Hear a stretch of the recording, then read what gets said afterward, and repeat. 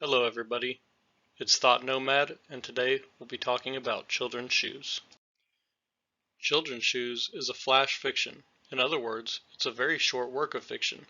Flash fictions can be deceptive in the amount of depth that is present within just a few lines. Even more impressive is the story we're talking about today. It's 6 words, and yet is profound on so many levels. Here it is in its entirety. For sale, baby shoes, never worn. It's fitting that the story is so short and to the point. I mean, think about it. Just like the life of the child. So short. Unbelievably sad. No one can fathom what going through that as a parent is like until they've been through it. There is almost no context. So much of the story is unknown. It will become clear why this adds so much depth to the story in so many ways on so many levels. The reader doesn't know a lot here. Was it a boy or girl? Was the baby born? Was it stillborn? What was the baby's name? Who were the baby's parents? Like the reader, the family is left to wonder quite a bit too. Who would the child grow up to be? What would they do with their life? Where would their passions and dreams take them?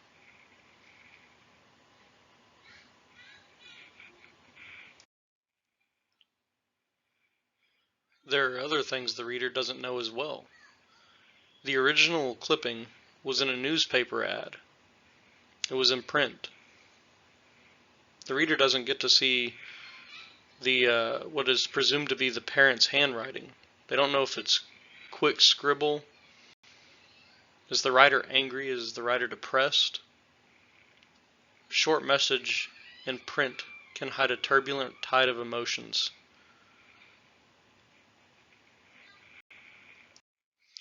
In a way, this short note is a lot like seeing people in your everyday life. You don't know what they're going through. You don't know what's on the inside. Most of the time it's hidden under the small bit of their own personality that they decide to show.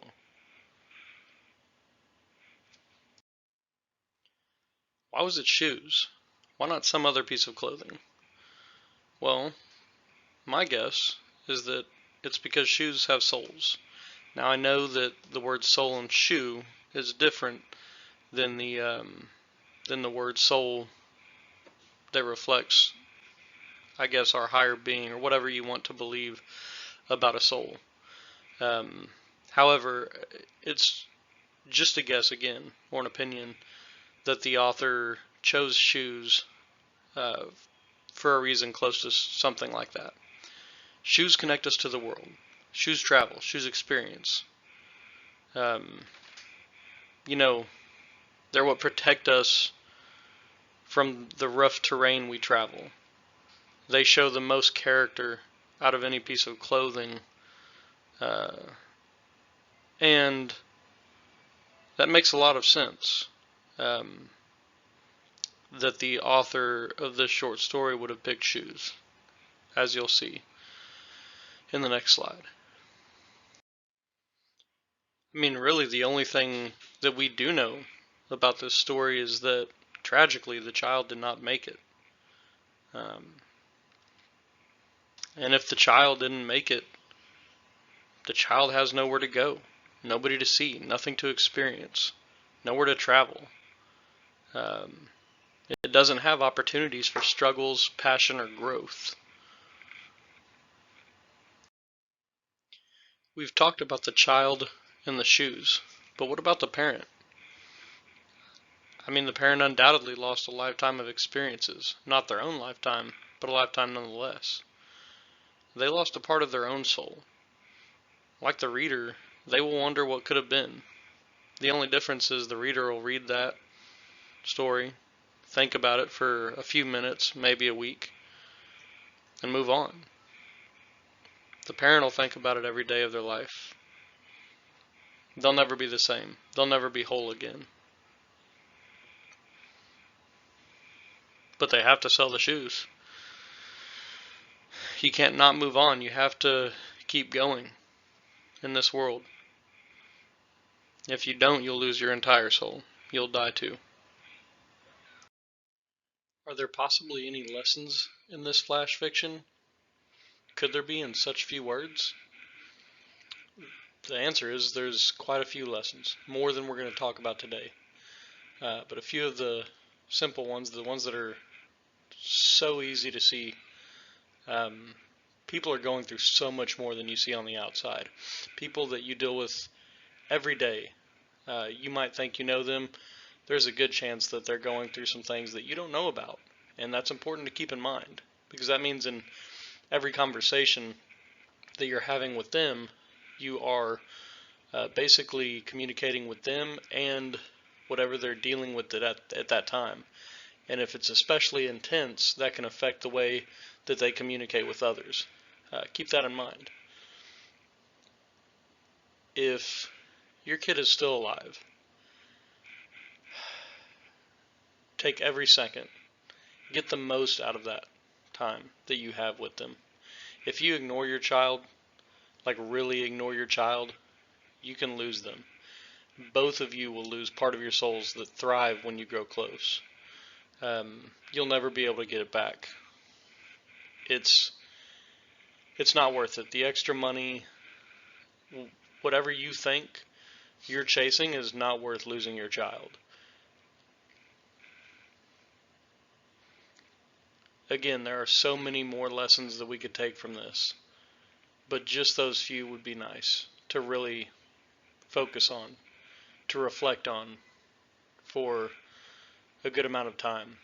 Maybe one day you can look at it again and glean some more lessons from this very deep but short and brief work. Again, it is fitting that it is brief, it is fitting that it is short, it is fitting that it is mysterious and unknown, because again, you will not ever get to see what the child becomes, what it will do, what it will want. So, I mean, the kid is a mystery, the ending is a mystery, it's unknown, and really it just means that life is short, and appreciate it. If your kid is still alive, experience life with them. Go out and explore. Avoid unnecessary distractions from your young ones. There will come a time where you have to choose to go into work. You're going to miss some type of event, and that's okay. Don't beat yourself up. But by the same token, don't constantly choose work or your professional development over your own children. If you do, the consequences could be unbearable for both of you.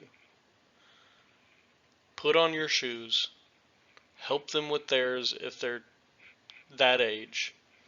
Go out together, experience, explore, struggle, and grow together. If you do these things,